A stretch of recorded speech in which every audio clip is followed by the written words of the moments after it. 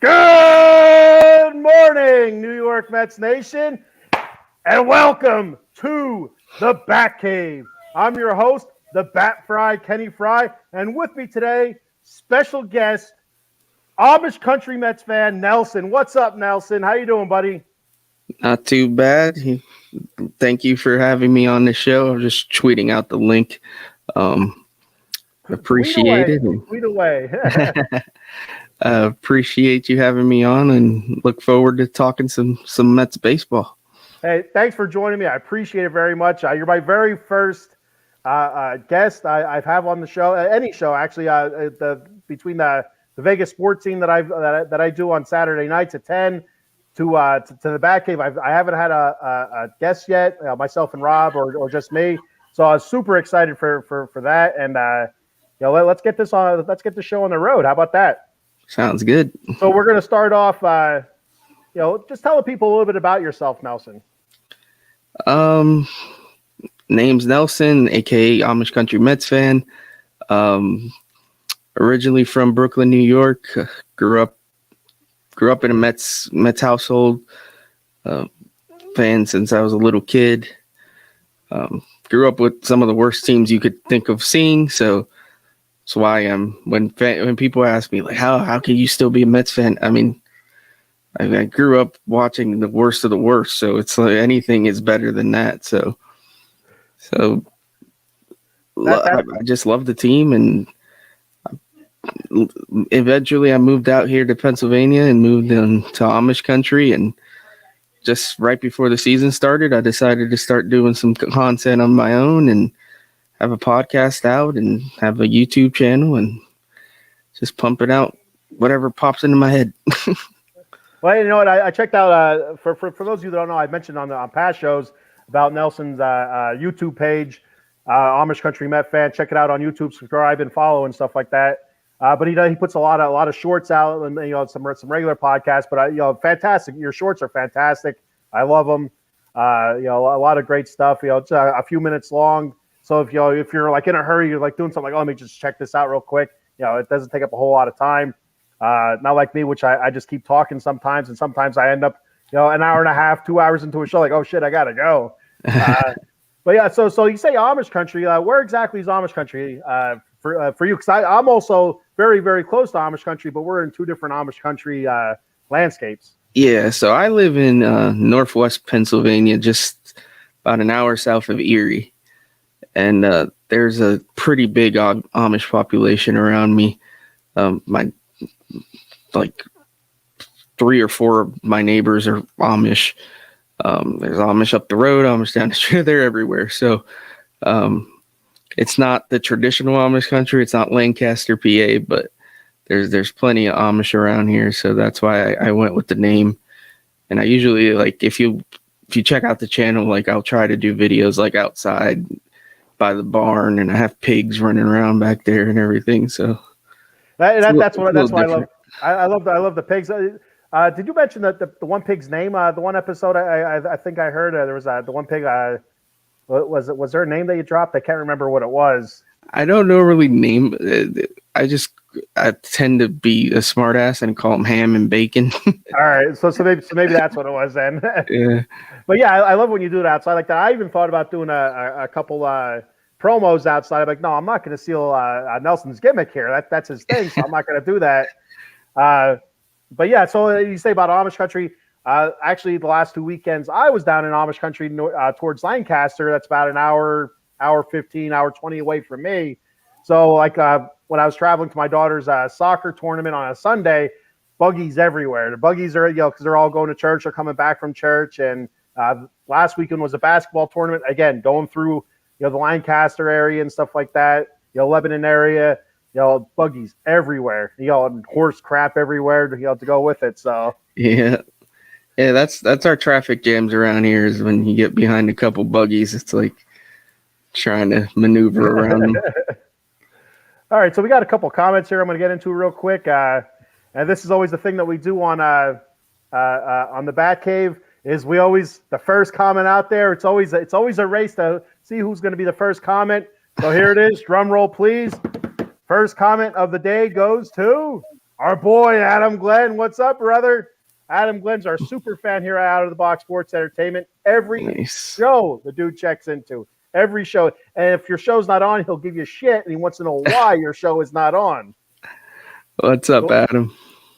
We also have Maiko Spencer. Says, wait, there's more than one Met fan in the world. Oh, geez. Welcome to Out of the Box Sports, Nelson. Yes, Thank you, sir. There's a few of us sprinkled about. And we also have CPNY Sports Pod. Keep it up, fellas. Thank you, CPNY Sports Pod. That's my buddy Chris. That's my co-host. We're doing a show tonight. What's up, Chris? Fantastic. So, guys, make sure you check out that show tonight. You're doing what, a post game? Yeah, post game show with our other buddy Matt. He has a blog that he runs, so we're gonna do that tonight. Hopefully, it's after a win this time. Adam Glenn says he's a Phillies fan, so we won't hold that against you, Adam. Yeah, we'll try not to. You know, the Phillies they have it rough enough right now, and there's no reason to pile on with them either. So we'll move on to our next topic. Last night Braves game. I'll tell you, it's really frustrating. It's hard to be positive after a game like last night. You know, with the Mets jumping out 4-1, you know, falling behind early, giving up that solo shot to who they give it up to? Was it Acuna or no? Was it Albies? Was it Albies? I think it was Albies. You know, giving up the solo shot. Cookie Carrasco gave up a solo shot, gave up a couple of hits early also after that. You're like, oh, man, we're going to get blasted. You know, but he held them to that one run. The Mets come back, I think, in the third or fourth. They get a 2-run shot from Lindor, 2-run shot from the polar bear, Pete Alonso, like 4-1. Like, all right, you know, it seems like they were hitting the Braves starting pitcher, Elder. It seemed like they were hitting them pretty well. And we could pile on here. We could, you know, maybe get a decent lead and not have to worry too much, but it wasn't in the cards. Yeah, the offense just hasn't clicked. Even when they hit a couple homers, it's just that's all you get. They don't get few. Last year's team was so whoa. Sorry, I don't know what happened.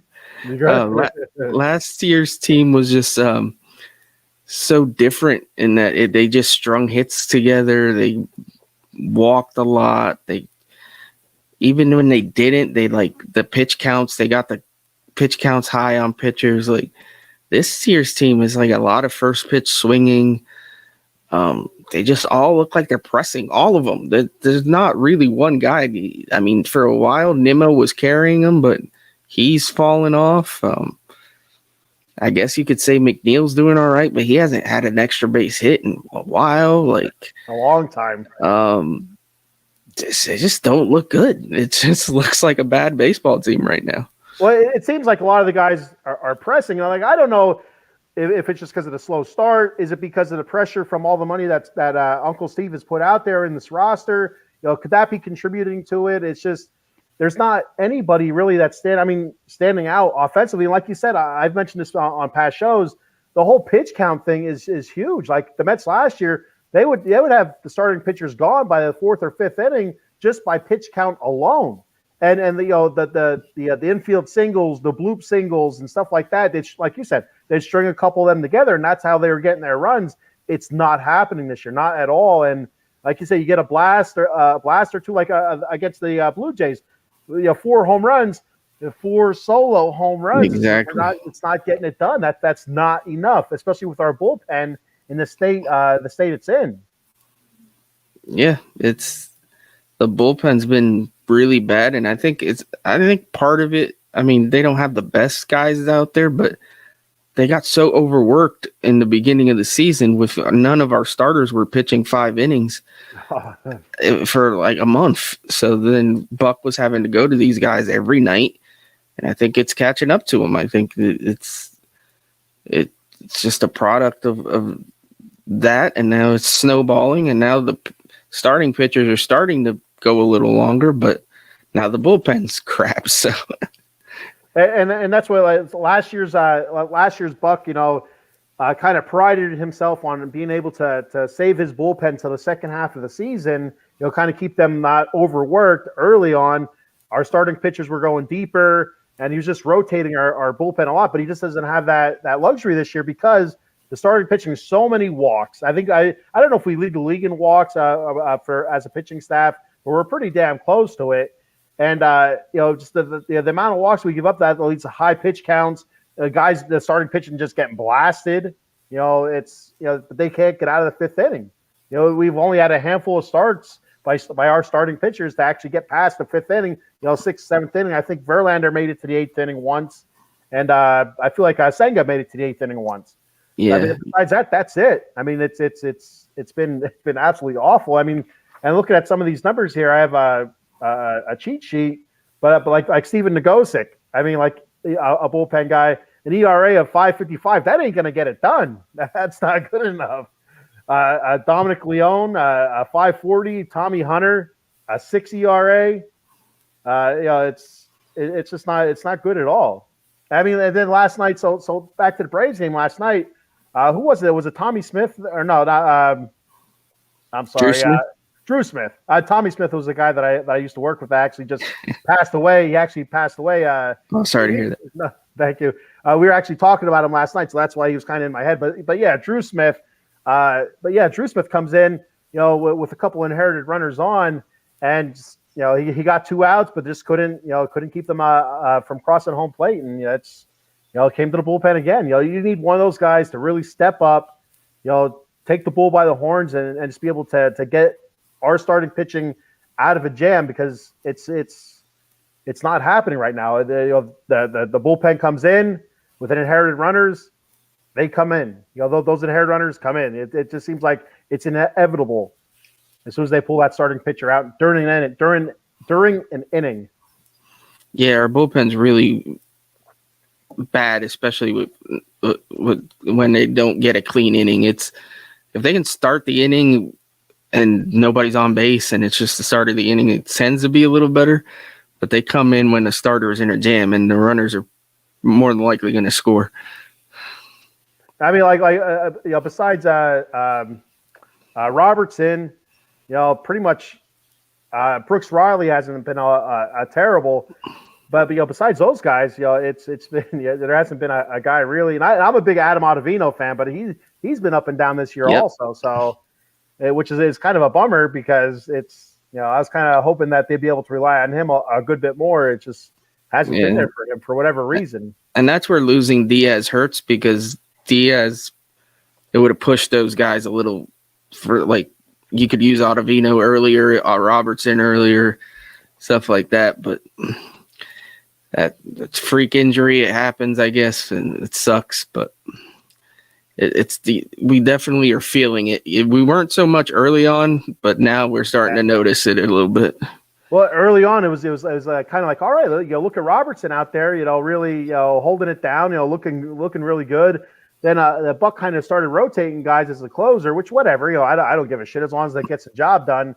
But like you said, now we're kind of starting to feel it now, with these guys being overworked and not having Edwin Diaz there, our all-world closer, and not having the trumpets, really hurts me, because I used to like hearing the trumpets. I actually did the other day at work. I'm like, I got to hear the trumpets, so I put it on, and there's the trumpets. It's beautiful. I miss the trumpets. Yeah. I'll tell you what. Go ahead. I'm sorry. No, I was just gonna say my kid loves the trumpets, so anytime she hears the song anywhere, she like spazzes out. It's pretty funny. So this used to bother the hell out of me. What were your thoughts last season when the trumpets would hit, and like SNY would go and show Mr. and Mrs. Met there playing their stupid ass trumpets? What was your thought?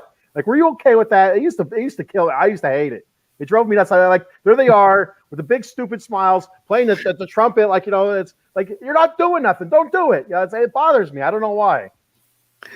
It didn't really. I mean, it was goofy. Like, the Mets are known for doing goofy crap. So I just chalked that one up to it's another goofy Mets moment.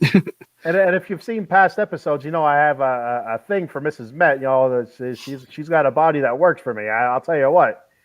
I have a T-shirt that says "Mrs. Met is my homegirl." No, there we go. I'll get one to say Mrs. Met is my future Mrs. Fry, but Mrs. Fry, the current Mrs. Fry, might have a problem with that. She might not. I don't know. Maybe I don't know. I'll have to. I'm going to bring this up. So I'm gonna roll through the comments here again. Let's see, where was I at here? All right. Maiko Spencer says, well, all I'll say is go Braves. At least he didn't say chop, chop, chop. That's usually what he puts out there, and then I have to drop him.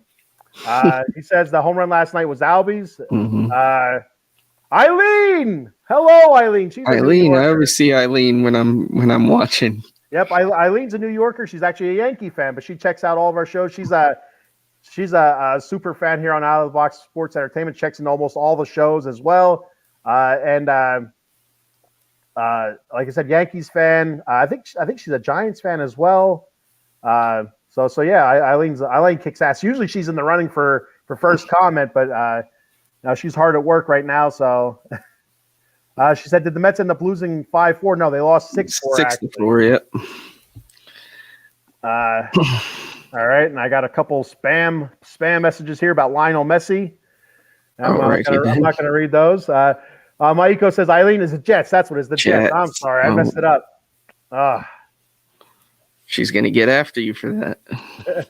Maybe this isn't spam. I'm going to put it out there anyway. Let me see what it says. Wow, sensational news. Football player, the legendary Lionel Messi has chosen to play for the Inter Miami football team in the MLS. If that's true, that's huge news, actually.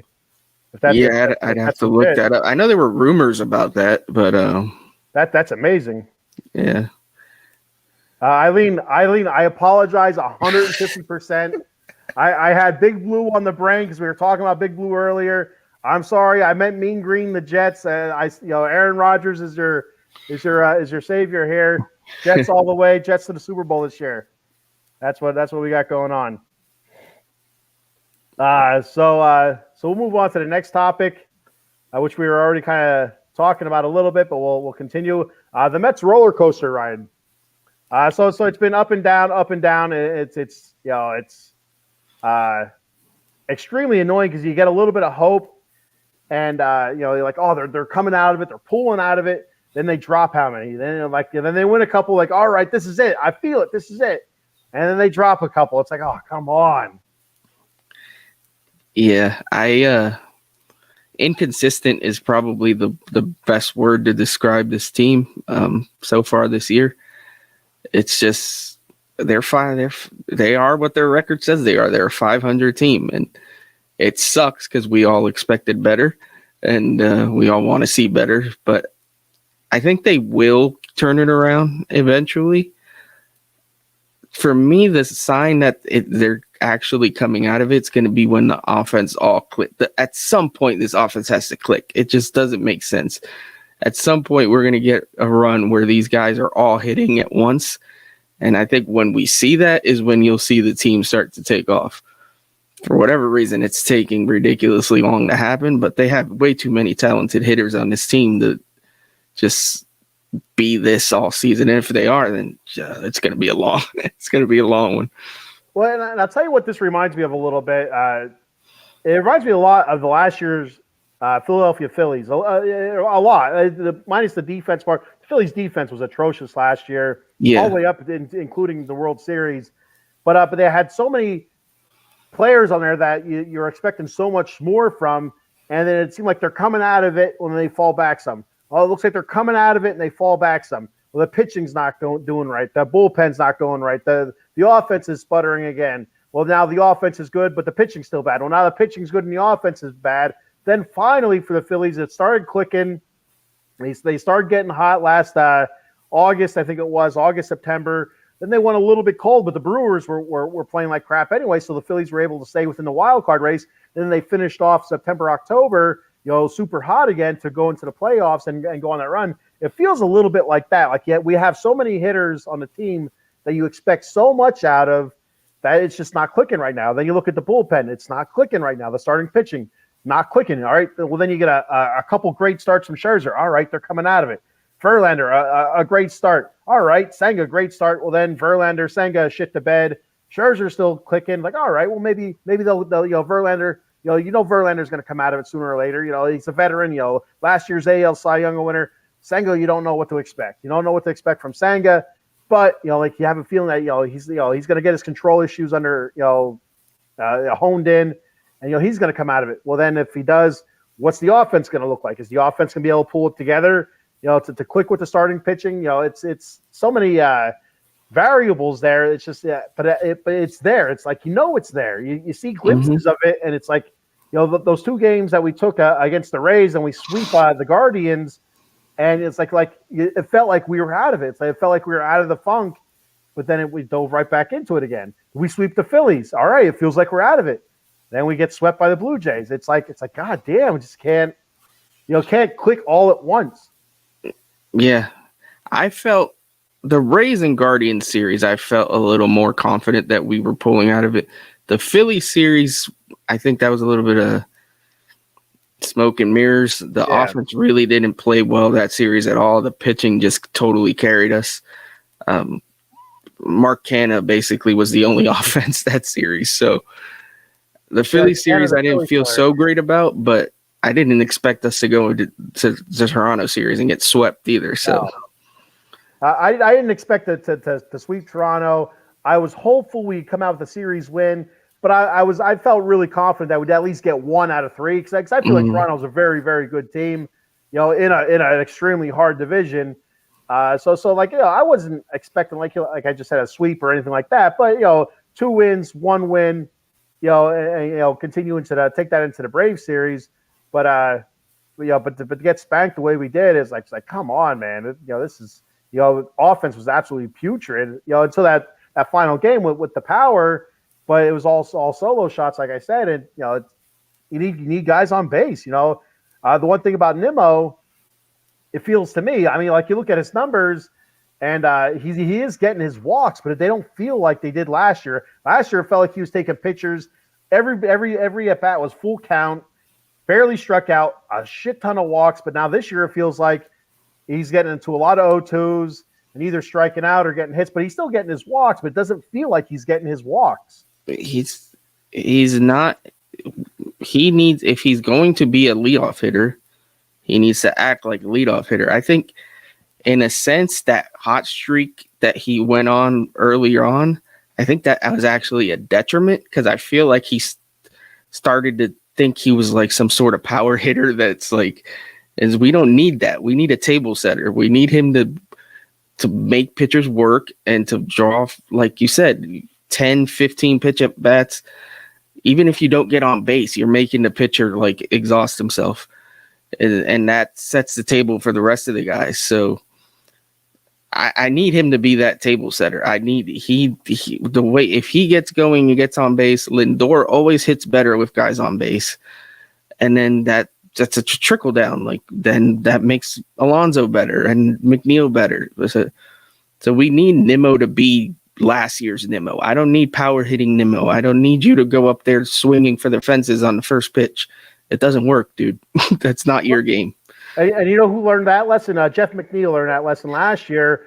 The season before, he's swinging for the fence. He's looking for the long ball. He's looking for extra base hits. Whereas last season, put the ball in play. Exactly. He choked up on that table leg. He was just spraying the ball everywhere, getting his singles, getting his doubles, and going from there instead of looking for that launch and looking for the big hit. I think part of Nimmo, in my opinion, was he felt like early in the season maybe he has to carry the team. He signs that big contract. That too, yeah. I think he felt like maybe, you know what, I have to show that I'm worth this money, a little bit of pressure, and he came out hot. Give him credit, but that's not what you want from your leadoff hitter. You want to do what he did last season: get on base, get your infield singles, your bloop singles, show a little bit of power, take the walks, long at bats, big counts, foul balls off, and stuff like that. I got a comment from Maiko Spencer. Hey, leave my boy Senga alone. I only watch when it's his time to start in rotation. My brother, fellow Fry Foundation member here, my brother John Fry, fellow founder of the Fry Foundation, says they are saying the A's might be the worst team since 1901. Well, they would be correct, brother John. Yes. So I know they were in contention with the 69 or not the 62 Mets. Right, it was 62, right? Mm. The 62 Mets were I think the second worst. I think the A's are ahead of that pace, and I don't remember who it was in 1901. that had the overall worst record, but the A's are very much on that pace for the worst record. And it's, I've said it on here before. It's really, really sad because I'll tell you the one thing about the A's, not to get too far off the Mets here, but say what you want about them not spending money, but year in and year out, they've been in contention. They've been in the playoffs. You look at their history over the last dozen years or so. More often than not, they were either in playoff contention or in the playoffs. They just didn't have those huge names, or they weren't paying those huge names when they became big with them. And now this year, it's total. I said this. I think I said this last week. The A's are just doing what the movie Major League did. The owner Rachel something, whatever, from the movie Major League. She tanked so that she can move the Indians, from Cleveland to Miami. Well, the dude, the owner in Oakland, is just tanking to move the A's from Oakland to Las Vegas. I mean, I'm sure that's not what it is, but that's what it feels like. For real. I mean, it's like, the only difference is, the Oakland A's don't have Coach Lou Brown. They don't have Wild Thing Ricky Vaughn. They don't have a Pedro Serrano or a Jake Taylor. They got Joe Schmo and Joe Lunchbox and Harry Hunter and stuff like that. So I wish we had a Pedro Serrano. Oh, we could use a little bit of sting in our lineup. Besides Pete, we have Joel Sullivan, who's the host of the Sully Squad on Mondays, the Extra Innings podcast that was on last night here on Out of the Box Sports on Tuesdays. Joe says, I guess Moneyball went bankrupt. A little bit right now. I mean, like I said, I feel like this is almost intentional, but we'll have to see what happens if they do move, which it seems like 100% likely that they are moving. What's going to happen? Are they going to turn it around right away, or is it going to be a 2-3 year project where they're trying to rebuild their farm system and come out of it? I have no idea. Well, the thing is it once they move, is the owner going to decide to actually spend money, or is he just going to do what he keeps doing? I mean, they've proven they can make it work, like with a low payroll, obviously. But like if you move to Vegas, I would expect at least some more money to be put into the team. But I don't know.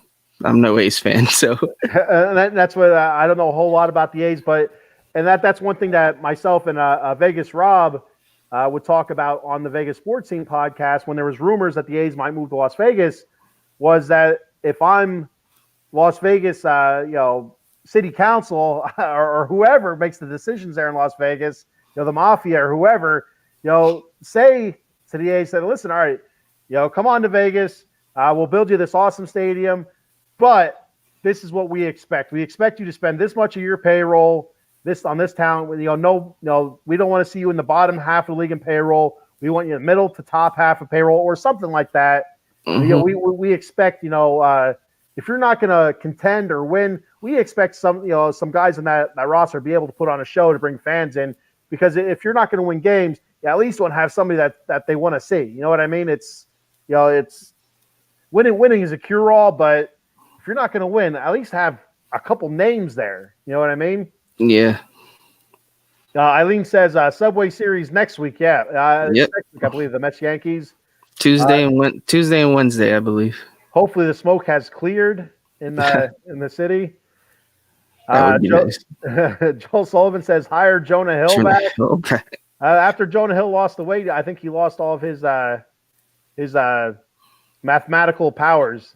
That was a very good movie. I love that movie. It was a really good movie. Every time it's on, I watch it, and I thought Brad Pitt was pretty good in that. And one of my favorite parts of that movie is when the scout is giving him shit in the hallway. He's like, "I'm not going to fire you." When the scout kind of put his hand on him and they kind of slapped his hand away, he's like, "All right, now I'm going to fire you." I just think that I just get a kick out of that for some reason. I don't know why. Maiko Spencer says, "Can't believe the A's broke my parlay last night. The A's won last night. Killed me last night when they killed the Pirates. They sit at 13-50 now. Two of the wins. Chop, chop, chop against those A's." I see Maiko's a little bit of a gambler, huh? Maiko is a big gambler. Are you a gambler? A little bit. I dabble. I have every once in a while. I'll do a Mets bet of the day on my channel. Yeah. I was getting so bad and losing so many of them that I've kind of stopped doing it. But I might have to bring that back here soon. All right. Before we move on, I'm going to go ahead and hit up a sponsor here. I'm going to talk about Monkey Colt Coffee. Check out Monkey Colt Coffee at monkeycoltcoffee.com. Bourbon, chocolate chip infused coffee. Awesome. But like I've been preaching for you coffee people out there, you got to try the toasted coconut rum coffee. That's their newest flavor. Out of this world. Freaking amazing. Absolutely. The aroma itself is fantastic, but the taste, it's just, it's awesome. I mean, there's no other word I can use to describe it. It's fantastic. Well, there's another word I use to describe it. How about that? So go to monkeycoltcoffee.com.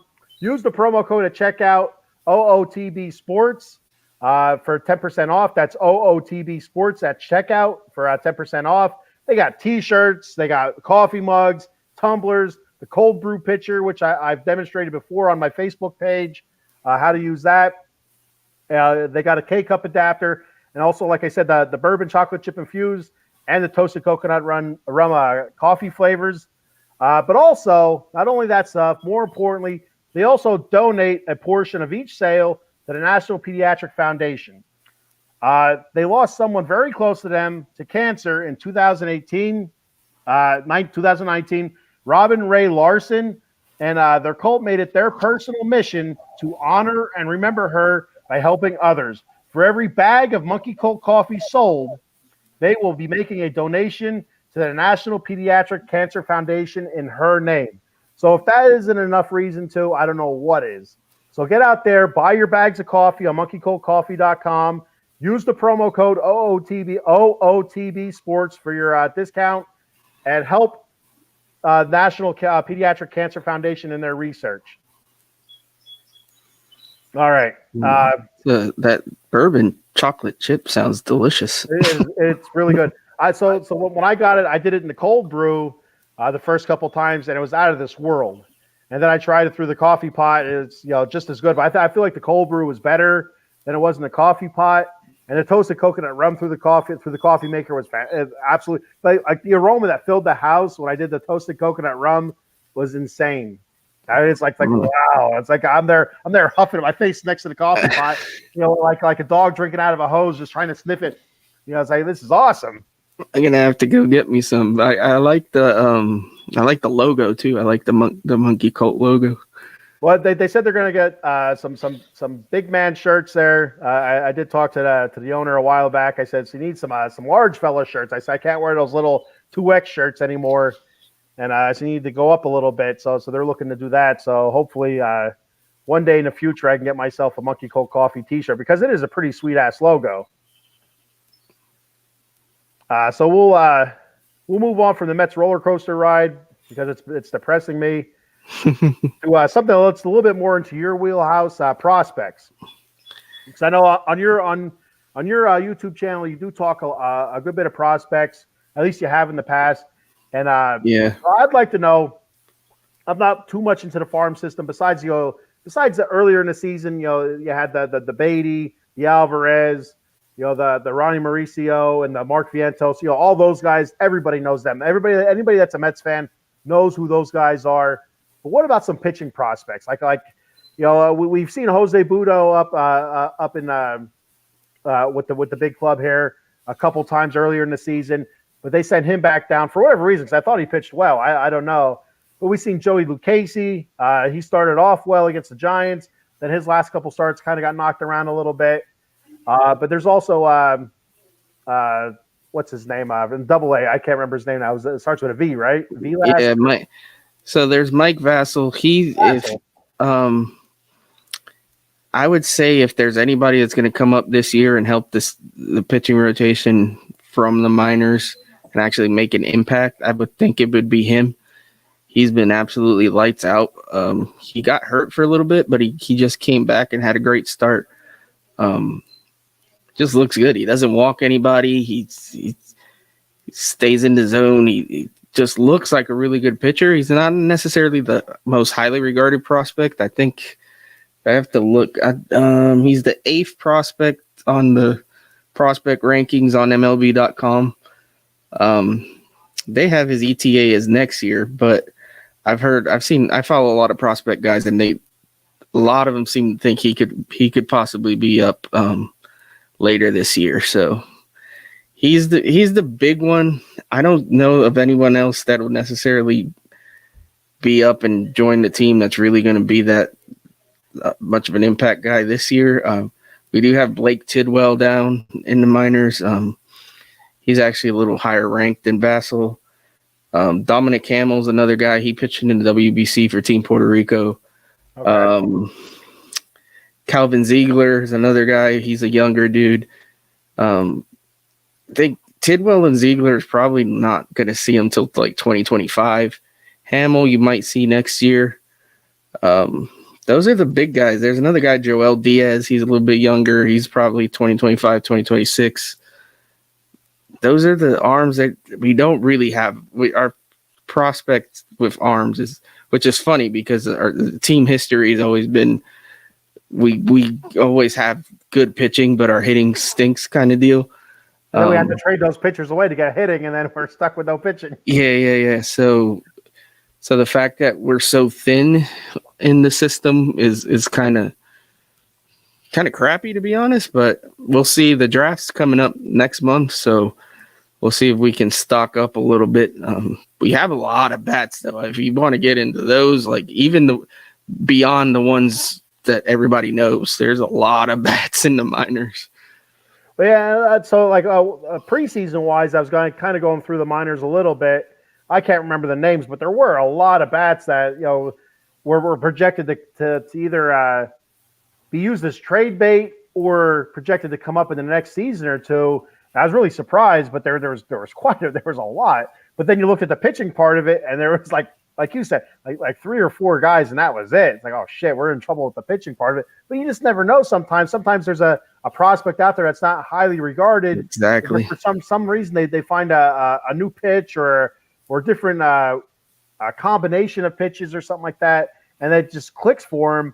So you just never know. I know I heard of Tidwell, but all the other guys, Vassell, of course, I heard of. Like we were talking about him before we came on, and I spaced on his name there. I knew it started with a V, so I was in the ballpark.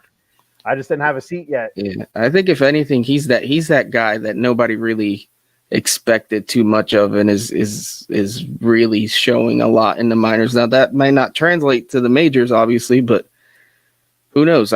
I wish the Mets were a little more aggressive in their calling guys up. You see a lot of other teams that'll bring guys up straight from AA and just throw them into rotation or throw them in the lineup. And the Mets they have this tendency to just leave these guys down there forever before they actually make the call. So I don't know. Sometimes I wish they'd be a little more aggressive in that sense.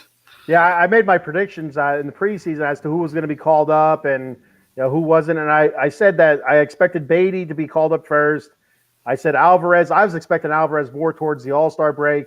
And I was thinking Vientos more near the end of the season. But I wasn't expecting Ronnie Mauricio until next year, I said.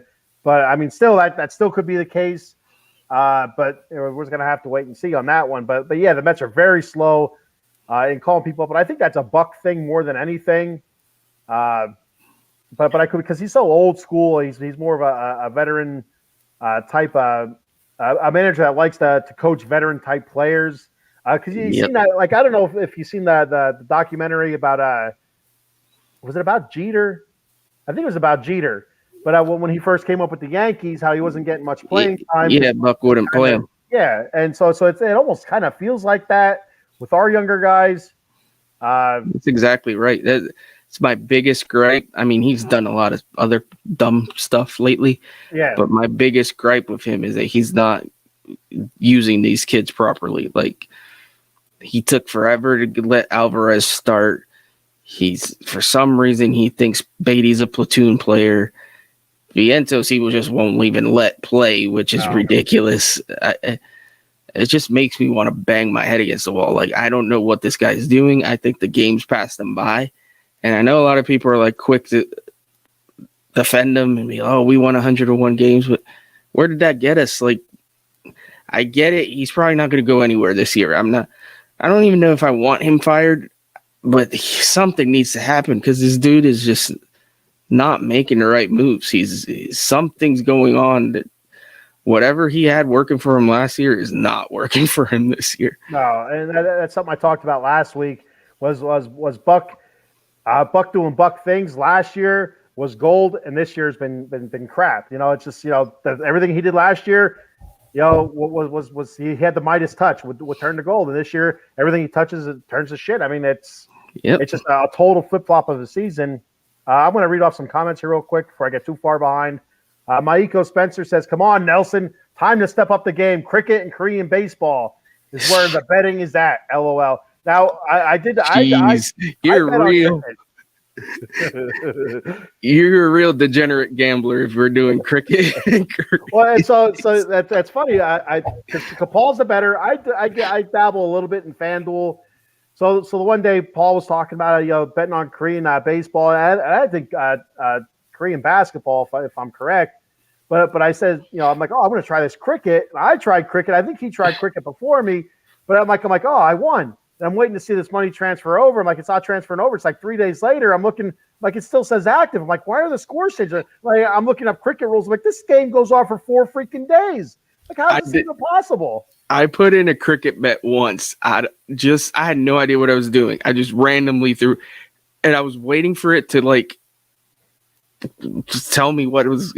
And like you said, I didn't realize the games last a week. I'm like, what is going on here? I'm like, is there a rain delay? I'm looking for, is there a rain delay? Is it like, did something happen? Was there a shooting in the stands or something? It was, I couldn't believe it. It was unbelievable. Then watching the scores change and getting closer and closer. Like, I don't know if that's good or bad. I'm starting to sweat it out. Yeah, I was pretty much out on cricket once I found that out. Out of the Box Sports Entertainment says, next person who spends over $50 at Monkey Colt Coffee and sends OOT Box Sports a copy of the receipt to Maiko, he will send you a Monkey Colt Coffee t-shirt.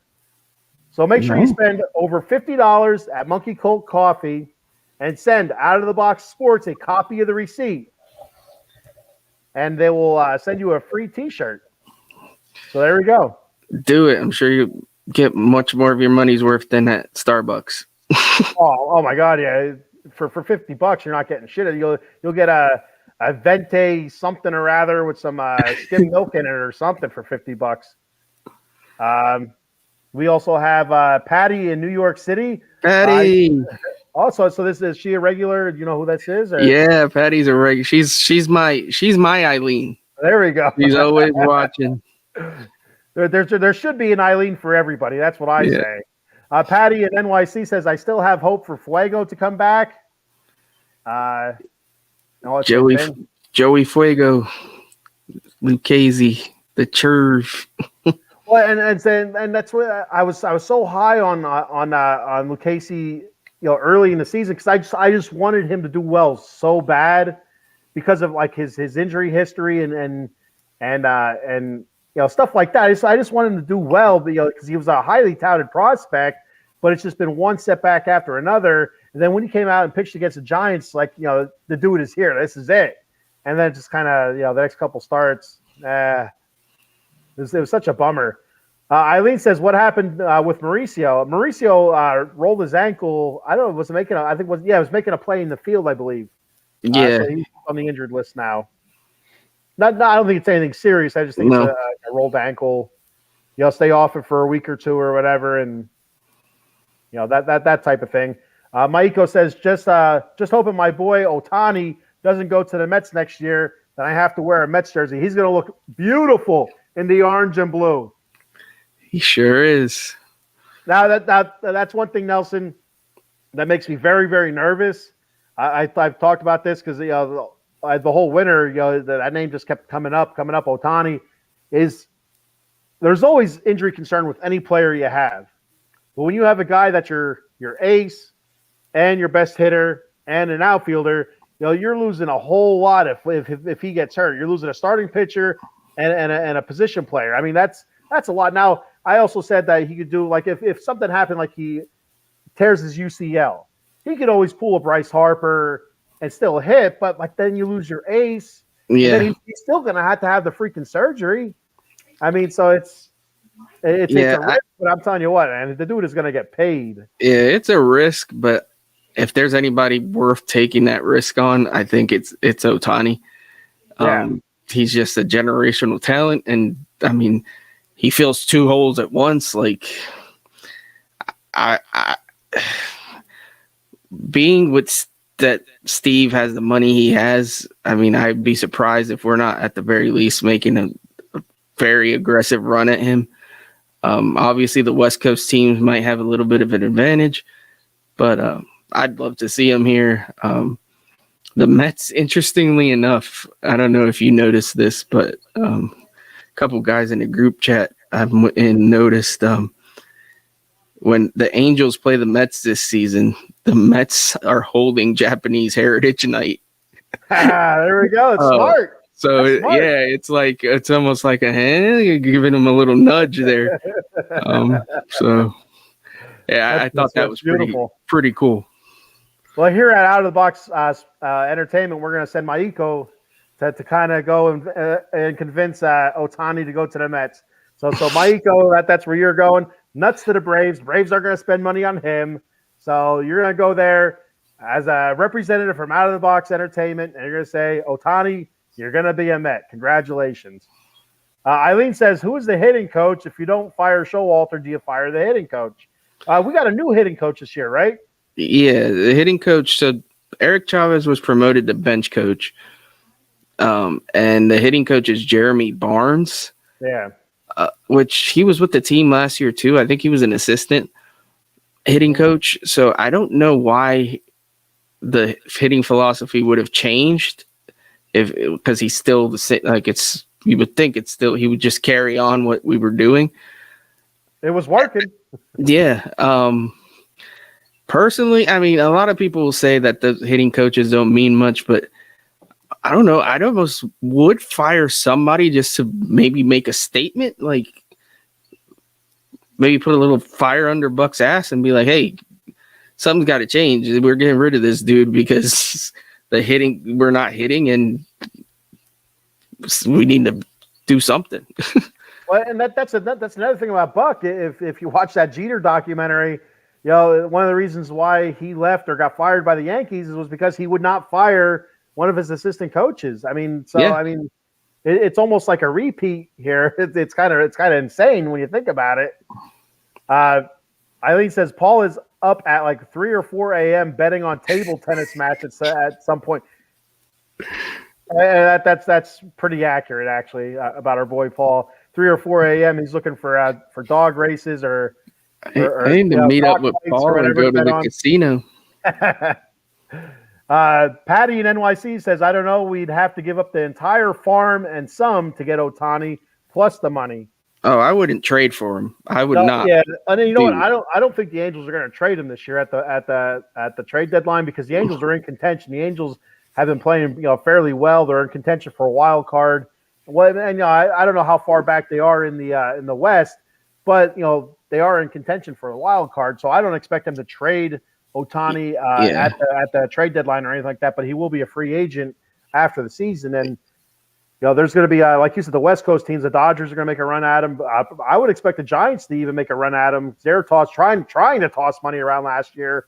At Judge and at Ankle Boy Correa. Carlos Correa.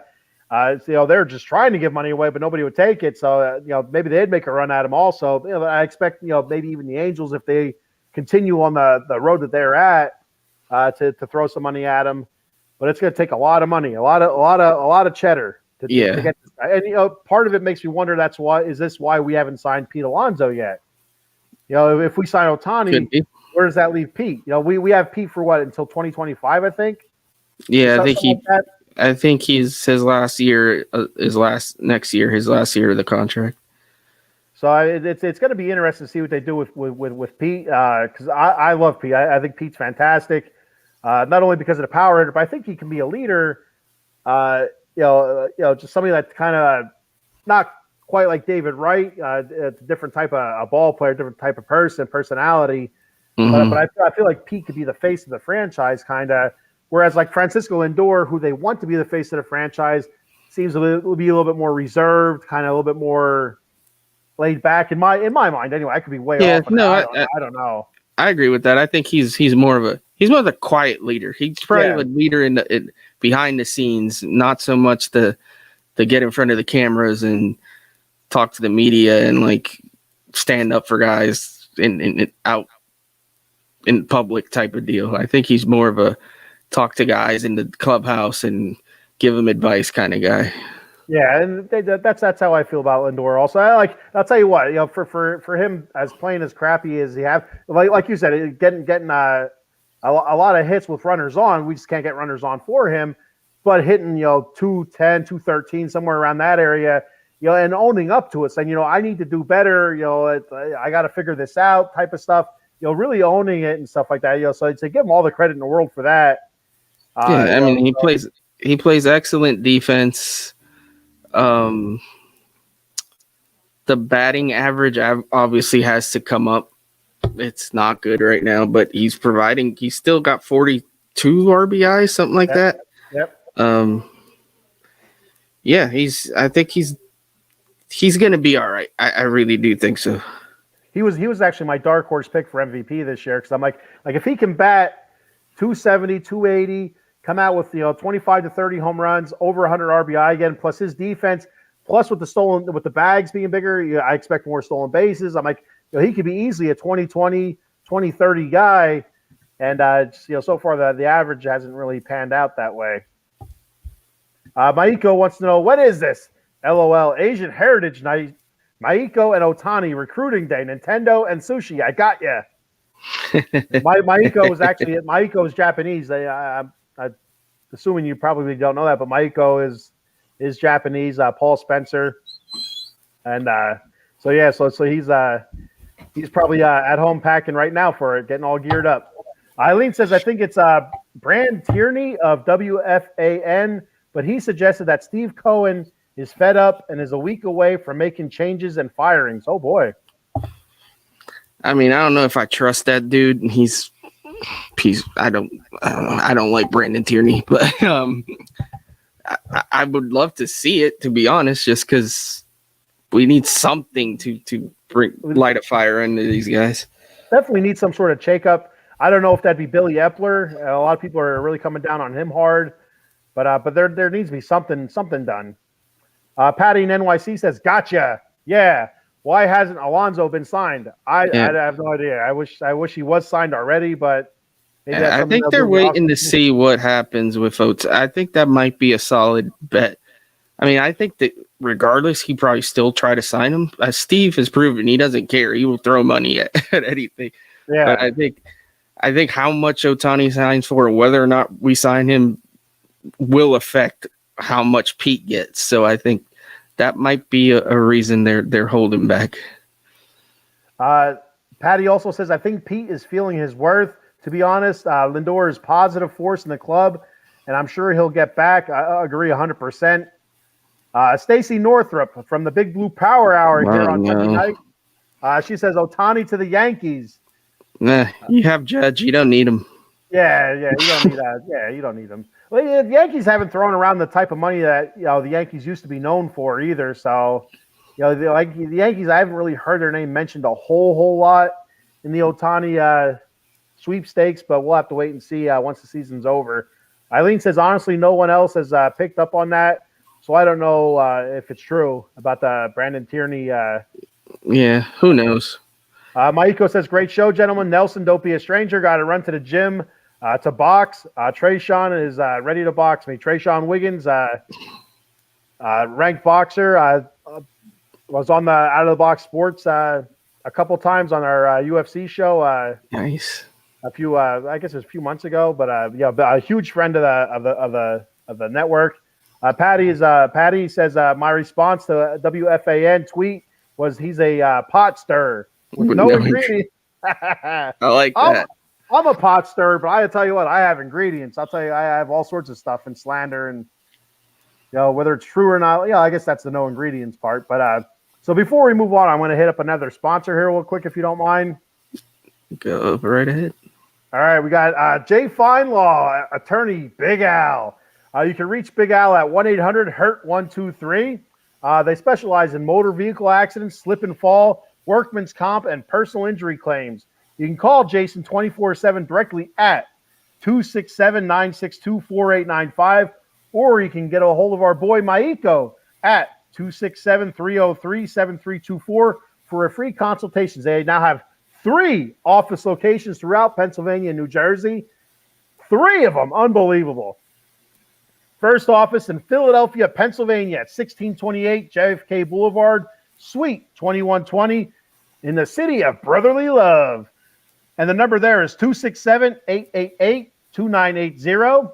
They also have an office in Pittsburgh, Pennsylvania at 500 Grant Street, Suite 2900, Pittsburgh, Pennsylvania. The number there is 412-365-8151. And then finally, we can't forget about the Garden State, New Jersey. Their office at Cherry Hill, New Jersey is on 3 Greensward Lane, Cherry Hill, New Jersey. The number there is 856-209-5258. Make sure you tell them that the Bat Fry sent you. All right, here we are again.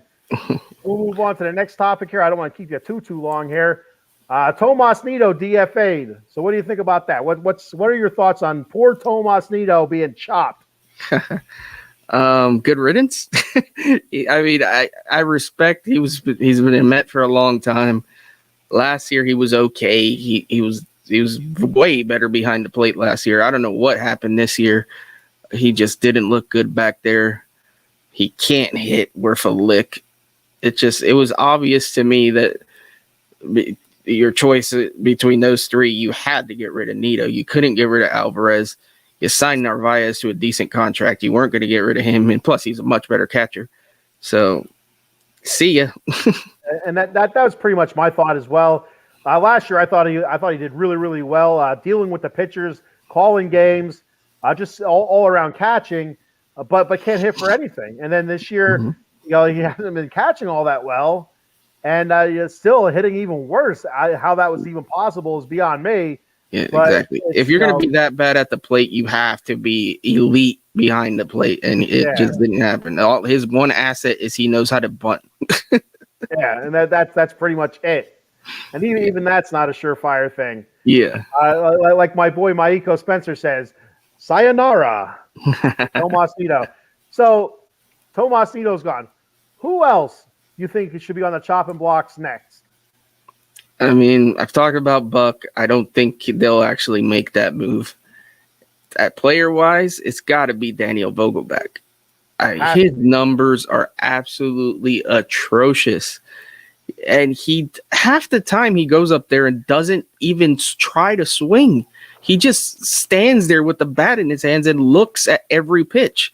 It is the most frustrating thing in the world. And the fact that Buck puts him fifth in the lineup, come on. Like, what are we doing here? We're better than that.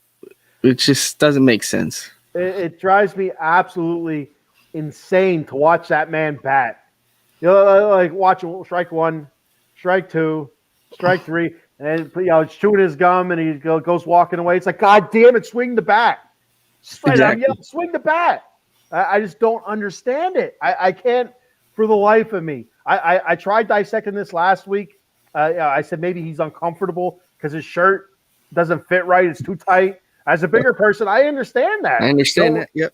Well, like when your shirt's too tight, you're afraid to move because you don't want the bottom of your belly to stick out. I think that's what's going on with Vogelbach.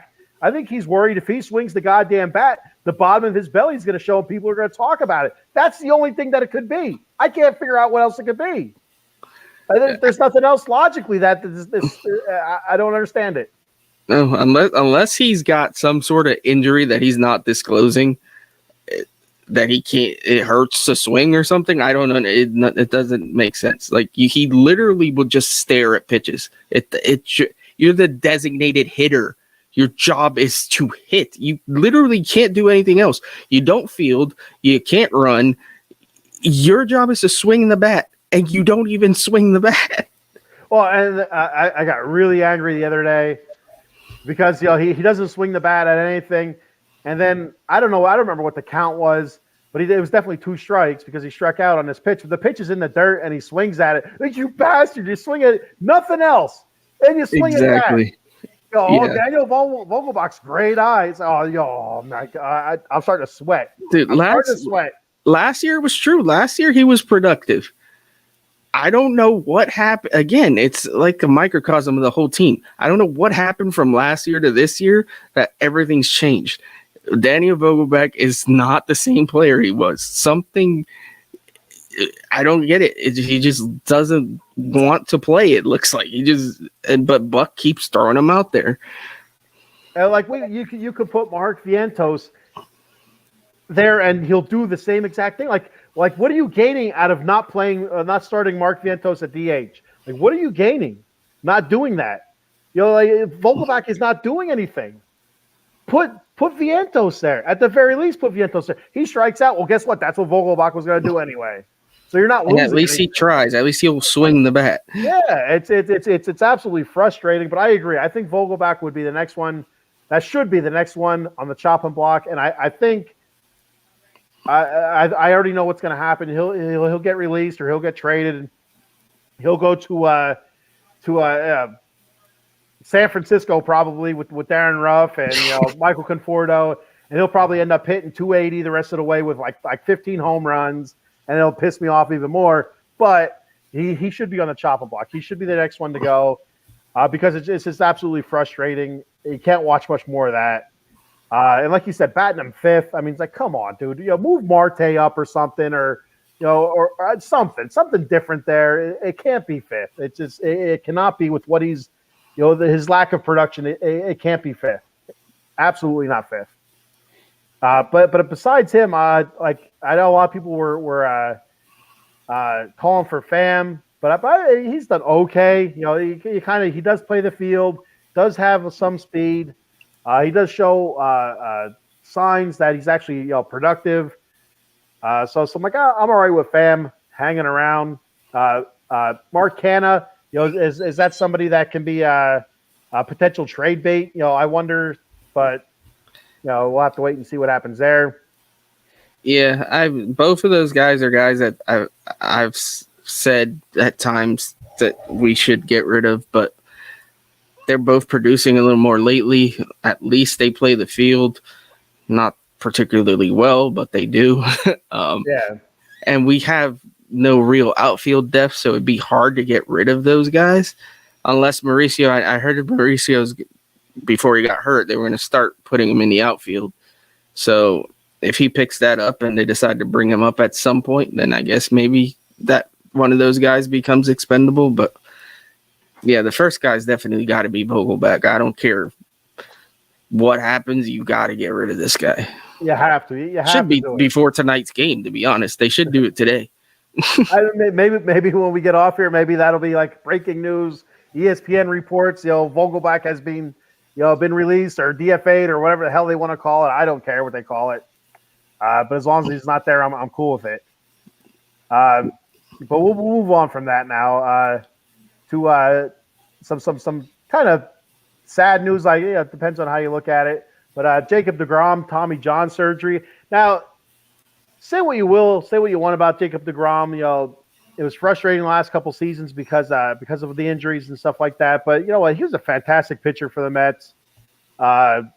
You can't look at that and be happy like, oh, I'm glad it's not us. It's obviously going to cross your mind, but still, you hate to see that happen to Jacob deGrom because he did a lot of great things for the organization on the field and stuff. So it's kind of a bummer to see. But yeah, so what are your thoughts on deGrom going out for Tommy John surgery with the Rangers? Yeah, it sucks to see it. I'm a huge Jake fan. I love what he did for us. Like, I appreciate it. I wasn't I don't know, for whatever reason, I didn't have a huge connection to him. Maybe because I never felt like towards the end of his career here, I felt like he didn't want to be here, and that kind of rubbed me the wrong way a little bit. But I mean, I respect the hell out of him. I don't want to see him hurt for sure. It just sucks because I feel like if you remember a couple years ago, he was hurt, and Sandy Alderson said that there was something wrong in his arm, and Jake was adamant that no, it was fine. And I think back to that and wonder, dude, were you really that opposed to just getting whatever it was fixed that maybe could have avoided this now? Or at least like you could have got it out of the way back then and then maybe be pitching now and be fine. Like, I don't know, part of that, I don't know if it was stubbornness, I don't know what it was, but it was obvious something was wrong, and it proved to be true. The next couple of years, he was barely pitched for us, and now has to have the surgery. So it sucks. It sucks to see it. Sadly, I feel like this could be the last we see of him, or at least the Jake that we knew. I don't know that he'll be able to come back from that surgery again and be the same dominant guy. I hope he can, but I just don't know. Yeah, and that's my thought as well. Like, I have the same. I never had a real connection with Jake. A terrific pitcher for us. I was always more of a Syndergaard guy. I always liked Thor and stuff like that. I really liked him because I always felt like he was more of like a bulldog type pitcher. He wasn't afraid to throw it at you, kind of guy. That's my kind of pitcher. But anyway, with Jake, I also felt like he didn't really he felt kind of distant, especially the last season. Felt kind of distant from the team. It didn't feel like he was a part of the team. For whatever reason, that was because he missed most of it because of injury or whatever. I'm not really sure. But yeah, it's such a bummer to see. And like you said about years ago with a potential of a lingering arm issue that he denied. Was that something that compounded all these injuries later on? It could be because what happens when you get injured is you overcompensate somewhere else and then you get hurt even worse. So is that something that could have happened?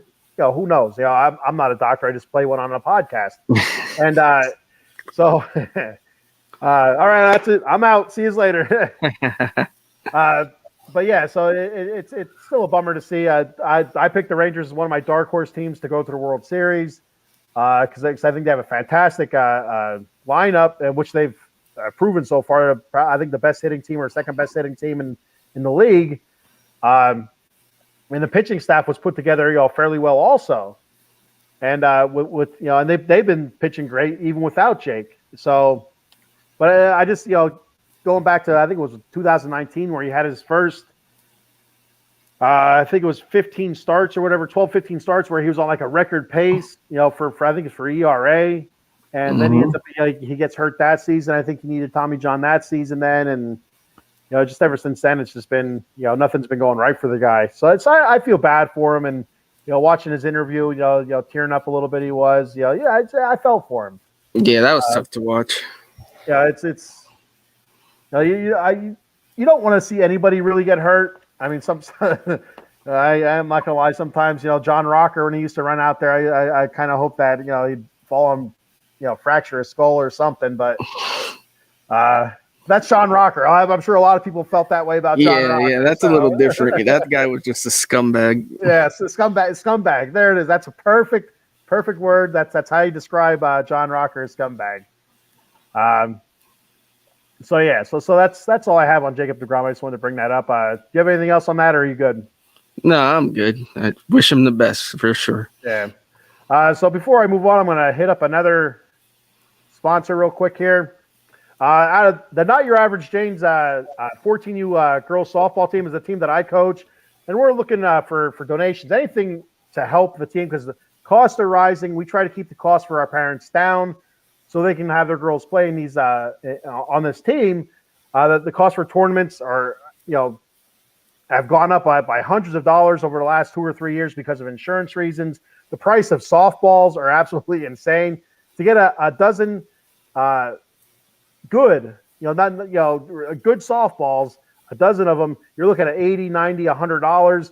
We actually just bought a dozen of cheap softballs from China. Actually came to like $65. You can tell the difference between the $65 softball and the $90, $100 softball. It's just there's a bit of a difference. But you know, the cost for that, like I said, the tournaments, insurance. During the winter time, we practice indoors, so the price of that has risen as well. So we're looking for donations for Out of the Box Sports to become a sponsor for the Not Your Average Janes. And like I've said before, every little bit helps. You know, $5, $1, $10, $20, whatever you want to give. You know, appreciate every little bit.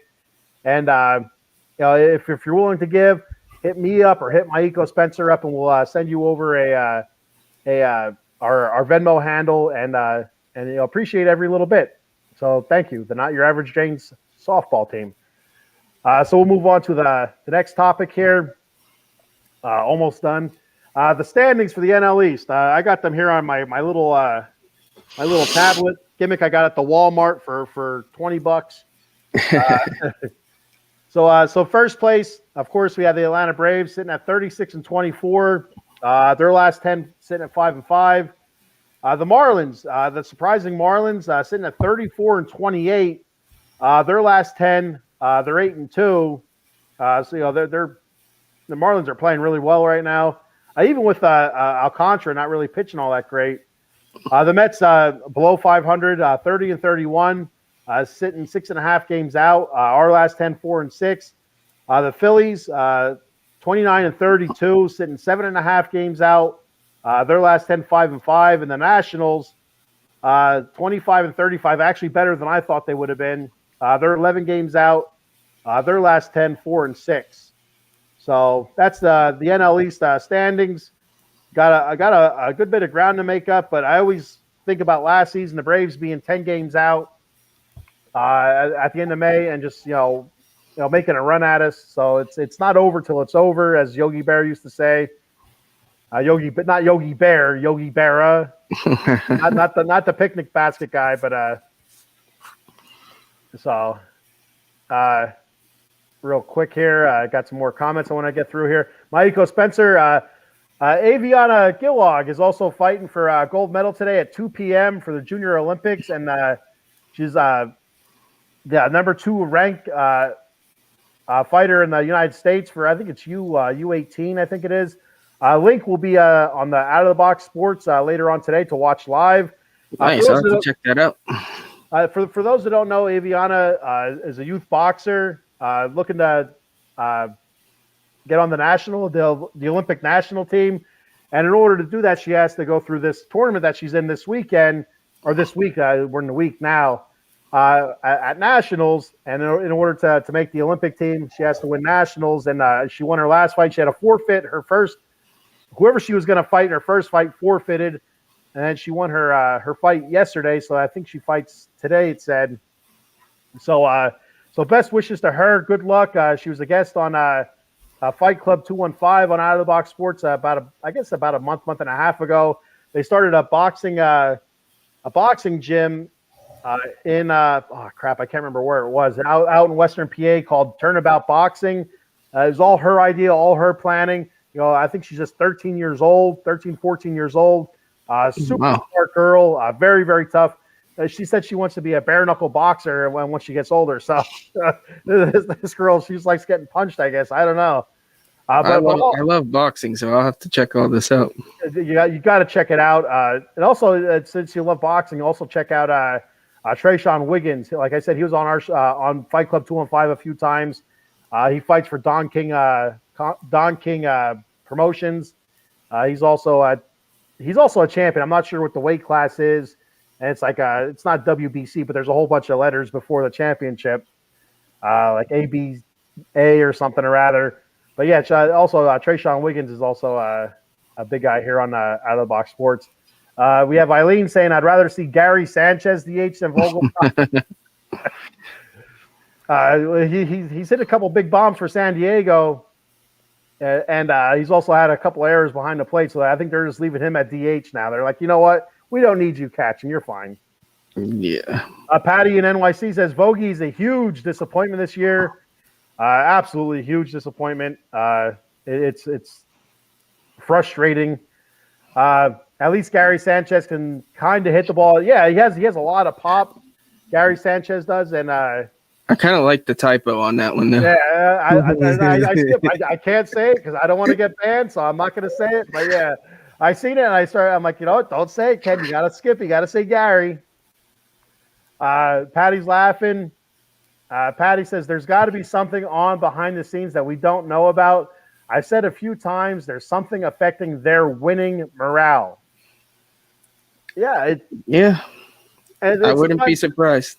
Sometimes there is something behind the scene that just like kind of sours the clubhouse like that, sours a team, and you cut that cancer out, and things are right again. So it could be just just something simple to be let go. Eileen says Mets dodged the bullet with Gary Sanchez. Maiko says Dubois. I can't say it. Dubois, PA. It's Dubois, I think, right?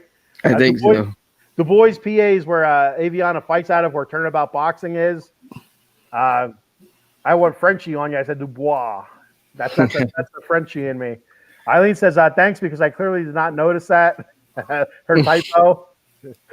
Maiko says, Nelson, I'll send you a video where Trayshawn knocked me out cold. He's the NABA United Welterweight champ. That's it. And he's 10th ranked in WBA, WBO rankings. Nice. That's the trigger, Trayshawn Wiggins. And Eileen says, only place I try to type correctly is work. Everywhere else, meh. All right, so we're going to get to our last topic here. Poor Nelson's like, is this show still going on? Nah. I talk forever. I can't help it. But our last topic is the New York Mets had their Hall of Fame introductions this past Saturday, I believe it was. And being inducted into their Hall of Fame this year was Al Leiter, Hojo, Howard Johnson, Gary Cohen, and Howie Rose.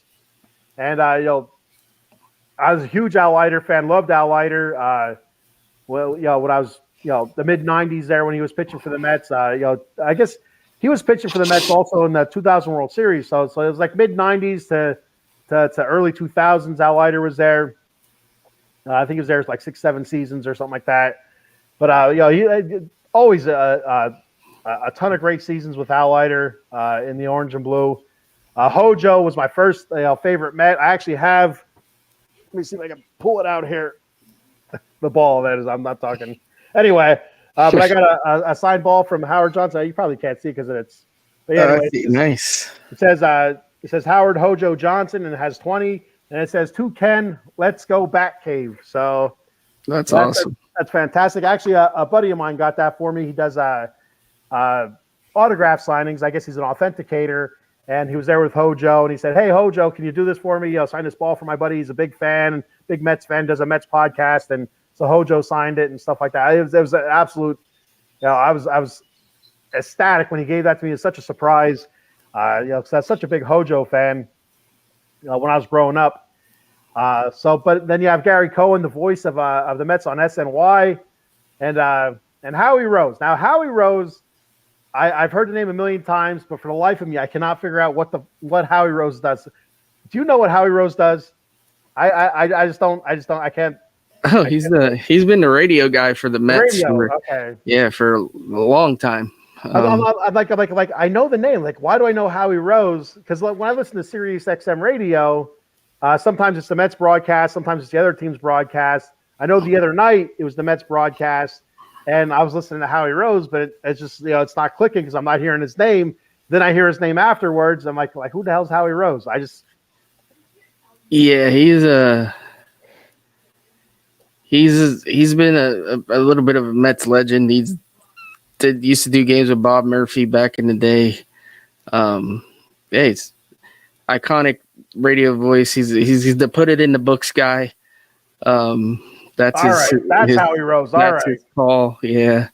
So that's one of the bummers of doing a radio is you don't get to see their faces or anything like that. So you can't really put a face to a name, or like you see our screen here. They have our names and stuff like that. You just can't do it. So I'm like, I have no idea. Like I know I heard the name a million times, but I can't remember who the hell it is.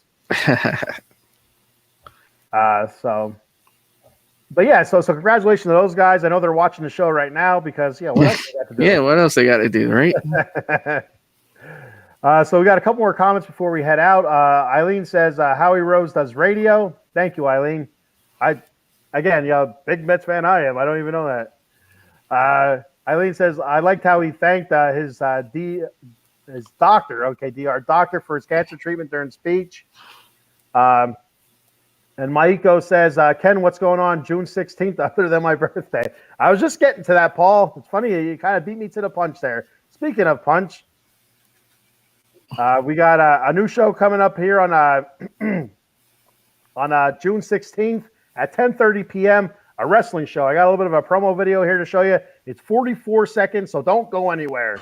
What's up, wrestling fans? The Bat Fry, Kenny Fry here, reminding you, tune in Friday, June 16th, 10:30 p.m. to the Atomic Drop podcast, powered by Out of the Box Sports Entertainment, Facebook, YouTube, Twitter, Twitch. Like, follow, subscribe. Myself and my co-host, Cowboy Dave Yarnell, will be talking WWE, past, present, future. We'll be talking old pay-per-views, upcoming pay-per-views, that and much, much more. So what you gonna do, brother? What you gonna do when the Fry Foundation and the Atomic Drop podcast runs wild on you? I love that promo. That is awesome. So we have the Atomic Drop podcast coming up June 16th, 10:30 p.m. after SmackDown, talking WWE wrestling, past, present, future, old pay-per-views, upcoming pay-per-views, stuff like that. So it's going to be a fun. I'm excited for it. Off and on wrestling fan. I grew up on wrestling. I kind of got away from a little bit after the Attitude Era. Got back into it. Got away from it. Got back into it. Got away from it. Usually it depends on what's going on in my life.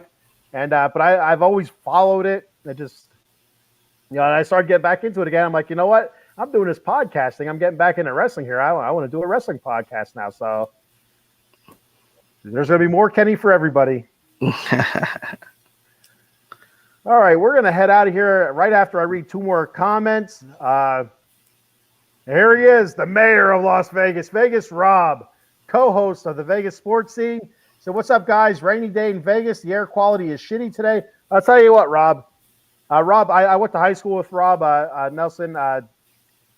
Rob, I think graduated a year after me. He's a member of the Fry Foundation, which I'll get into on the wrestling podcast what the Fry Foundation is. But Rob, the air quality here is absolutely terrible from the forest fires in Canada. All the smoke is coming down here into Pennsylvania, which is absolutely insane. And, you've seen the video at the Yankee game, all the smog, not smog, haze, the haze and stuff like that from the fires. Absolutely insane. So the air quality is crazy, everywhere here in the Northeast, pretty much. So yeah. At least you're getting rain. All my grass is brown. It's really frustrating. Stacy enjoyed the video. You're welcome, Stacy. Eileen says Orange Sky in New York City. Yeah, it's my first thought when I seen that Yankee video was those zombies. So it makes me wonder if the zombie apocalypse is right around the corner now. That's what it looked like. Yeah, people huffing in that smoke, and all of a sudden they start turning. That's it. All right, so I think that's it for us. Do you have anything else to say? Anything else to put out there, Nelson? Thank you again for having me on. I'm honored to be the first guest. I'd be glad to come on again if you'll have me. Absolutely, 100%. And I'd love to have you on my channel sometime. Do a little guest spot if you don't mind. Absolutely. And for anyone watching, please, if you could, subscribe to my channel at Amish Country Mets Fan. And yeah, appreciate it. And let's go Mets. Absolutely. Let's go Mets. And before I forgot again, I do this every episode. I'm going to go over the show times here real quick. Mondays, we have Joystick Junkies at 4 p.m. 6 p.m., the Sully Squad. with Sully and his gang. 8:30 p.m. Big Blue Power Hour talking New York Giants football. Tuesdays at 8:30 p.m. Extra innings talking all baseball, all Major League Baseball. Wednesdays at 10 a.m. The Bat Cave with me. 8 p.m. College Football Frenzy. That should be returning, I believe, next week. At 9:30 p.m. you have Dem 215 boys talking about the Dallas Cowboys. Thursdays, Big Mike 4for4 Locker Room Podcast talking all Philly sports. Fridays at 10:30 p.m. starting June 16th. The Atomic Drop Podcast talking WWE Wrestling. Then Saturdays at 10 p.m. when I'm available, the Vegas sports scene, talking all Las Vegas sports, Raiders, Golden Knights, Aces, soon to be Athletics. But unfortunately, my schedule has not been working out recently with camping and work, and I'm going on vacation. So, and if anybody out there is interested in doing a podcast, reach out to us. Reach out to myself or Paul, and we'll point you in the right direction. We'll hook you up and get you rolling.